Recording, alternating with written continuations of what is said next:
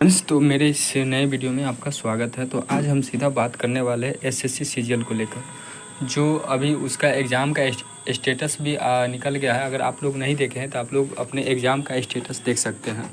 और ये जो एसएससी सीजीएल का जो प्री का एग्ज़ाम है वो 9 अगस्त से लेकर 25 अगस्त तक चलेगा। तो आप लोग अपना अपना स्टेटस जाकर देख लें कि आपका एग्ज़ाम कौन से डेट को और कहाँ आप लोगों का एग्ज़ाम पड़ा है। तो यहाँ हम बात करने वाले हैं, अगर आप लोग का टीयर 1 क्लियर हो जाता है तो टीयर 2 का क्या सिलेबस है, और टीयर 2 के बाद उसके बाद सिलेक्शन का क्या प्रक्रिया है। उसके बाद अगर आप टीयर 2 भी कंप्लीट कर लेते हैं तो उसके बाद आप लोगों को क्या क्या पोस्ट मिल सकता है, तो उन सभी के बारे में हम यहाँ पर विस्तार से बताएंगे। क्योंकि यहाँ पर जो लोग सीजीएल का टीयर 1 का एग्ज़ाम दे रहा है तो उनके मन में ये प्रश्न होगा कि टीयर 1 अगर हम क्लियर कर लेते हैं तो टीयर 2 का तैयारी फिर हम किस तरह से कर सकते हैं, और टीयर 2 अगर भी वो भी हम क्लियर कर लेते हैं तो उसके बाद हमारा किस तरह से हमको किसी पद के लिए सिलेक्शन होगा, और कौन कौन एसएससी सीजीएल के अंतर्गत जितने भी पद जो होते हैं उन सभी के बारे में यहाँ पर हम आपको एक एक करके बताएंगे। तो चलिए सबसे पहले हम एसएससी सीजीएल के टीयर 2 के बारे में हम बात कर ले, या फिर उसको मेंस एग्ज़ाम भी बोलते हैं, प्री और मेंस। तो अभी आप लोगों का 9 अगस्त से 25 अगस्त के बीच में जो एग्ज़ाम होगा वो प्री एग्ज़ाम है। उसके बाद अगर इस एग्ज़ाम में आप लोग क्वालिफाई कर लेते हैं तो उसके बाद आप लोग को टीयर 2 में बैठने का मौका मिलेगा। और टीयर 2 के बाद भी बहुत सारे एग्ज़ाम होते हैं जिसके बारे में हम इसमें बात करेंगे। तो चलिए हम सबसे पहले बात कर लेते हैं टीयर 2 एग्ज़ाम में क्या क्या सिलेबस है, उसमें हम लोगों को क्या क्या पढ़ना पड़ता है। तो इसमें सबसे एसएससी सीजीएल यानी staff selection commission combined graduate level, यह परीक्षा का जो मेंस टीयर 2 चरण काफ़ी महत्वपूर्ण होता है। इसमें मुख्य रूप से 4 पेपर होते हैं, जिनमें से 2 अनिवार्य होते हैं और 2 पेपर विभिन्न पदों के लिए वैकल्पिक होते हैं। और इन सारे चीज़ों के बारे में हम यहाँ पर एक एक करके बताएंगे। यानी कि अगर आप का प्री एग्ज़ाम क्लियर हो जाता है, उसके बाद अगर आप मेंस एग्ज़ाम दे रहे हैं तो इसमें टोटल 4 पेपर होते हैं। लेकिन बहुत सारे जो लोग होते हैं जिनके लिए 2 पेपर वैकल्पिक होते, जो उस पदों के लिए अगर फॉर्म भरेंगे तो उनको 2 पेपर का एग्ज़ाम भी देना होगा। अगर आप उस 2 पद के लिए अगर आप नहीं भरते हैं तो आपको उसका एग्ज़ाम देने की आवश्यकता नहीं, तो आपको मुख्य रूप से 2 ही पेपर देना होगा। तो इसमें पहला पेपर आता है गणितीय क्षमता यानी कि क्वांटिटेटिव एप्टीट्यूड, जिसमें एरिथमेटिक यानी कि अंकगणित में आप लोगों को पता है जिस तरह से प्री में जिस तरह से प्रतिशत, लाभ, हानि, साधारण, चक्रवृद्धि ब्याज, अनुपात, समानुपात, मिश्रण, समय, कार्य, समय, दूरी और गति, पाइप और टंकी, उसके बाद रेल से संबंधित प्रश्न होते हैं और औसत से संबंधित सारे प्रश्न आपको एरिथमेटिक से पूछे जाते हैं। इसमें एक भाग और जुड़ जाता है जिसको बोलते हैं एडवांस मैथ। एडवांस मैथ में आप लोगों से वही ज्योमेट्री के अंतर्गत त्रिभुज, वृत्त, चतुर्भुज, त्रिज्या और स्पर्श रेखा से संबंधित आपसे प्रश्न पूछा जाएगा। इसमें बीजगणित है जिसको एलजेब्रा इंग्लिश में बोलते हैं। तो इसमें आप लोगों से बीजगणितीय समीकरण, असमानताएं, द्विघात समीकरण, और इसमें त्रिकोणमिति में त्रिकोणमिति, अनुपात और ऊंचाई और दूरी से प्रश्न पूछे जाते हैं। उसके बाद आता है सांख्यिकी, स्टैटिस्टिक्स और प्रायिकता, प्रोबेबिलिटी, डाटा की व्याख्या, बार ग्राफ, पार चार्ट, टेबल, इन सारी चीज़ों से मैथ में प्रश्न पूछे जाते हैं। वहीं पेपर 2 की बात करें तो पेपर 2 जो होते हैं ये अंग्रेजी भाषा और उससे संबंधित होते हैं, इंग्लिश लैंग्वेज एंड कंप्रहेंशन। तो इसमें जो इसका जो मुख्य पार्ट होता है ग्रामर में आप tense, article, preposition, adverb, subject, verb, agreement, active, passive voice, direct, indirect speech, तो ये व्याकरण के तहत ये सब पूछा जाता है। इसके सबसे महत्वपूर्ण जो हिस्सा होता है इसमें वोकैब का होता है, जिसमें synonyms, antonyms, idiom, phrase and one word substitution जो पूछा जाता है। उसके बाद इसका जो बहुत ही इम्पोर्टेंट हिस्सा है वही कंप्रहेंशन।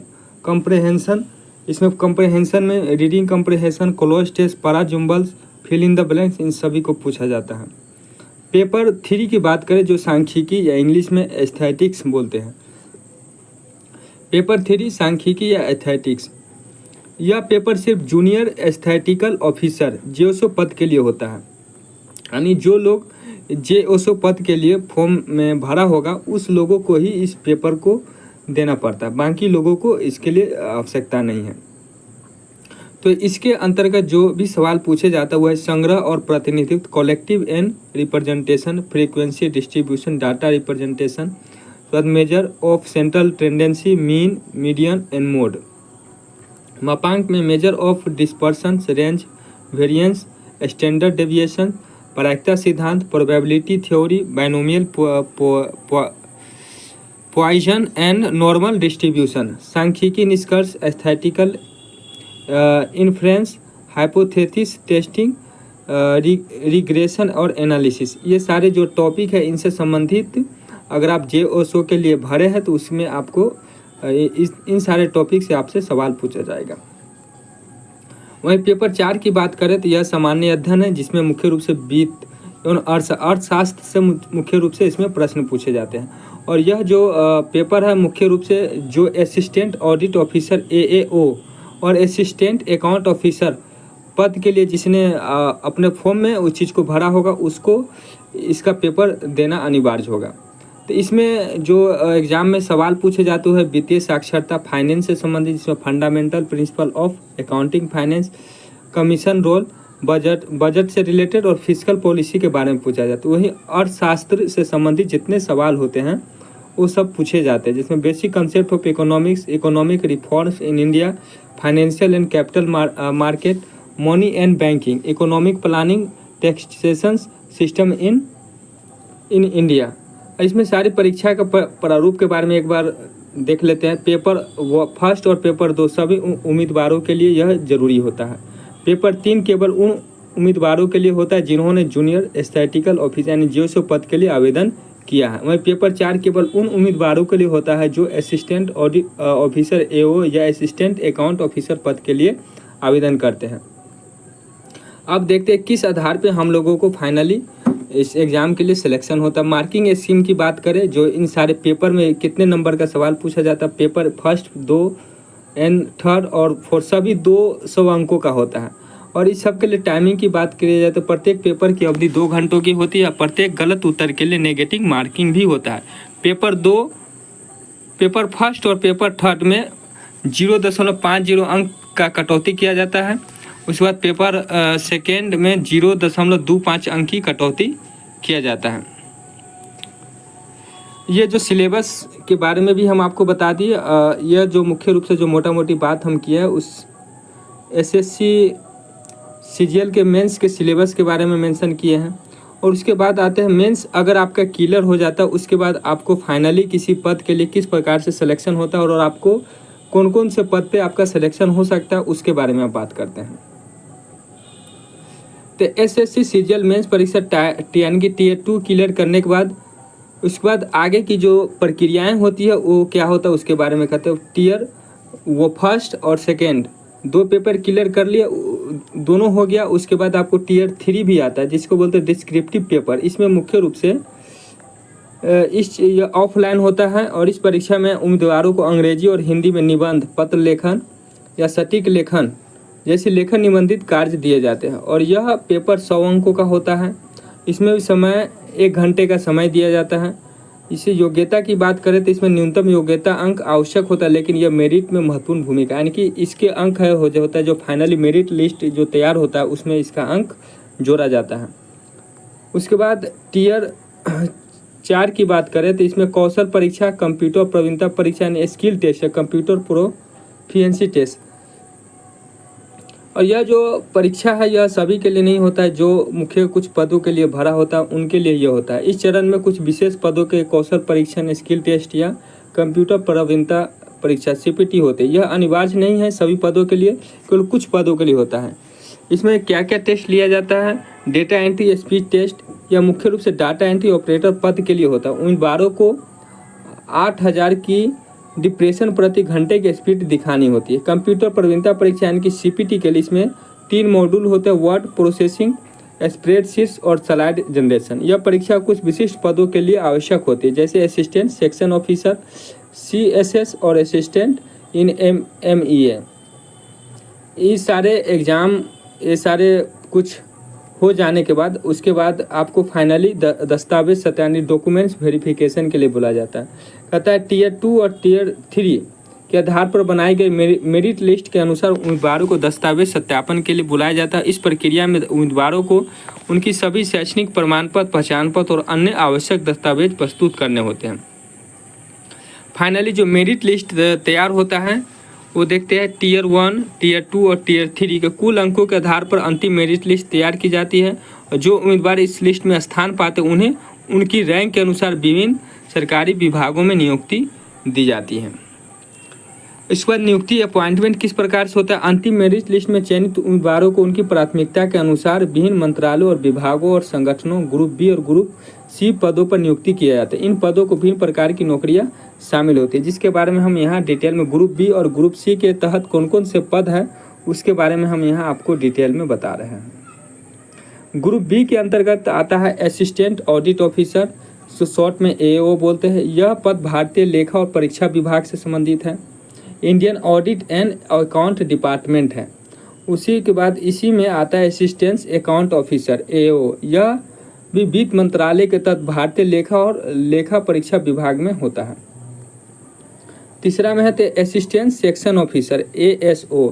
इसमें भी इसके भी कई गो मंत्रालय, कई गो विभाग है, जिसके बारे में central secretary service CSS, railway ministry, ministry of external affairs और AFHQ आर्म फोर्स हेडक्वार्टर्स में।